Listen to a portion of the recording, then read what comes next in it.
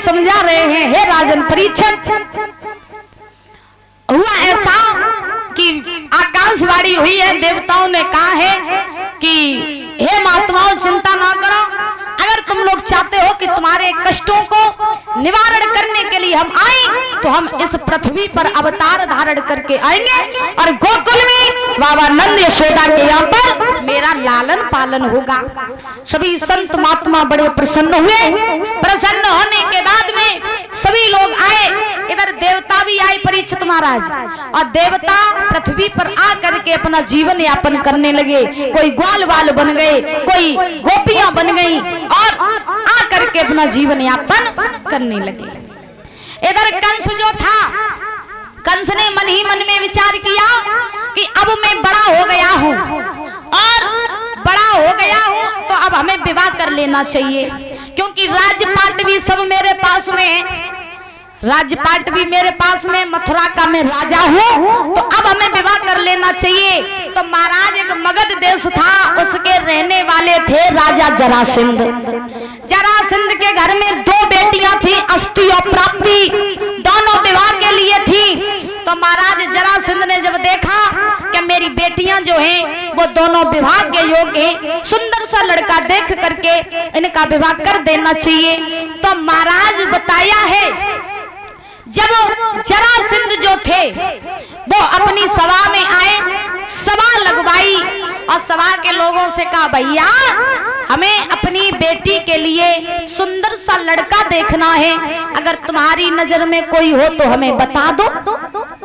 तो उसी समय उस सभा में एक मंत्री खड़ा हुआ, और जब मंत्री खड़ा हुआ तो मंत्री ने कहा हे महाराज तुम मेरी बात सुनो, तुम्हें तो लड़का ढूंढने की जरूरत ही नहीं है, तुम्हें लड़का ढूंढने की जरूरत नहीं है। जरासंध बोले क्यों? क्योंकि मंत्री बोला महाराज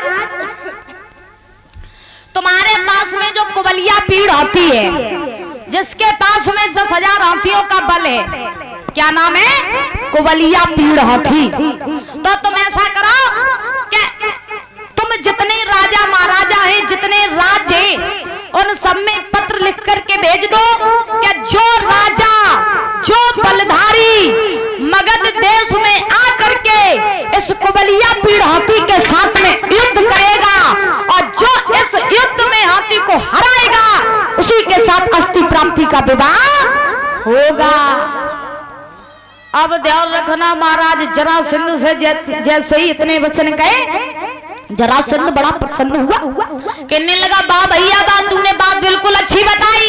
जरासंध ने विलंब नहीं किया, महाराज आया है जरासंध अपने महल में आकर के पत्र लिख दिया राजा महाराजाओं के लिए और सब जगह पत्र पहुंचा दिया। वही पत्र मथुरा में कंस के पास पहुंचा। जब मथुरा में कंस के पास में वही पत्र पहुंचा तो महाराज जब कंस ने वो पत्र पढ़ा तो कंस पत्र पढ़ करके बड़ा प्रसन्न हुआ और मन ही मन में सोचने लगा कि कुछ भी हो जाए अब हम जाएंगे और जा करके उस हाथी को मार करके आएंगे और अष्टि प्राप्ति के साथ विवाह करके हम ही आएंगे। महाराज उसी समय आज कंस जो था उसने बिल्कुल देर नहीं लगाई और जब देर नहीं लगाई तो आज कंस परीक्षित महाराज दूल्हा बन गया। परीक्षित महाराज आज तुम्हारा ध्यान कहाँ है?